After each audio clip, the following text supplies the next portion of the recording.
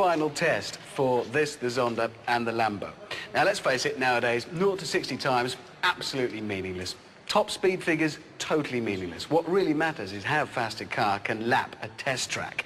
And fortunately, we've got our own test track for that very purpose. So this is it, just under 2 miles of fast straights and tricky corners designed by the test drivers at Lotus. This one, Chicago Bend, is a steady state corner that really loads up the outside tyres. Then there's Hammerhead, a tricky left and right that provokes understeer. This one, Follow Through, is supposed to be flat out, but death awaits the first man to try it. There are corners with tricky bumps and cambers designed to test brake balance. And in this one here, a badly set up front-wheel drive car will struggle to put its power down at all. Right, that's the track. Now we needed someone who could tame it. So we got ourselves a professional racing driver who could post consistently fast lap times. We couldn't do that. Now, we call this thing the Stig, okay? We don't know its name. We really don't know its name.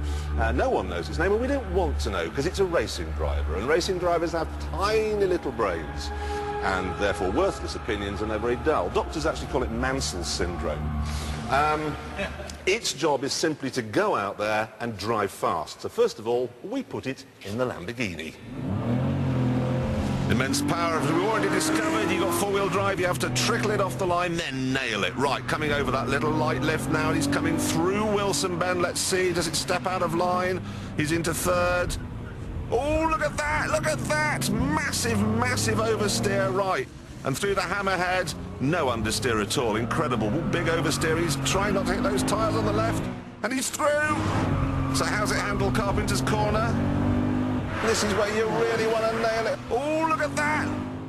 Every power car that goes around our test track is going to set a lap time, and we're going to put those lap times up here on our power lap time board. So and the Lamborghini was? 1 minute 29, which is extremely good, so I'm going to put that up here.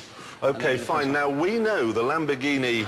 Jeremy, I can't get Lamborghini Murcielago on here. A simple Lambo will perhaps suffice. Lambo. There we are, 129. OK, it's on. Now, we know that the Pagani is faster than the Lamborghini in a straight line. We've already seen that. But the Lambo, I've driven it, is fast around the corners.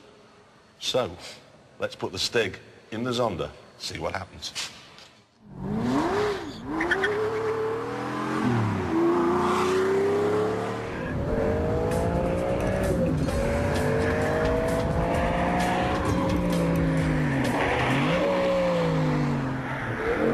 He's coming into the first corner here. How's it looking through there? Oh, he's looking a bit wobbly, but that's... is he still on the track? Yes, he is. Now he's got to get it right the way back across the other side to get it. This is the hard one. This is... yes, look at that. He's really having to fight that car. Even I found it difficult through there. Now he's coming up really, really hard and fast. He's hard on the brakes here, 110 metres, that's 150 miles an hour, all the way down into second gear. He's actually going to have to use first in this car. How much is the understeer through the Hammerhead corner? God, he's actually nice, he's got some oversteer there. Good Stig, well done, Stig.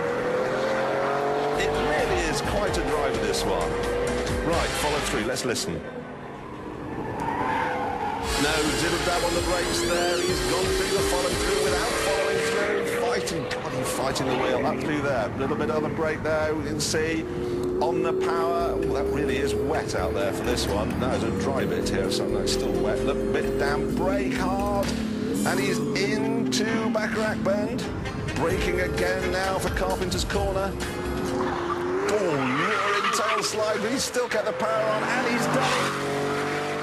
Should apologise for the easy listening soundtrack going on there. It's the Stig. It likes to listen to the sounds of the lounge as it goes round. We've no idea why. Perhaps it calms it down. Anyway. Grim, but no need to apologise for that time. 1 minute 23, that's what, 6 seconds off the Lambo's time. That's incredible. The incredible thing is, it must have made it up in the straights all that time, because I know I drove both cars. The Lambo's faster through the corners. That's where it has the power. 1 minute 23. I honestly can't see that being beaten throughout the entire series. I think we've peaked. Neither can I. But if you think you've got a car which is faster than that, if perhaps you've tuned it, Implausible, I know, but there you go. If you think you have, why don't you get in touch? You can either use text messaging, which you have to have a cellular telephone for, or write to us using a quill, or go on an internet. Right.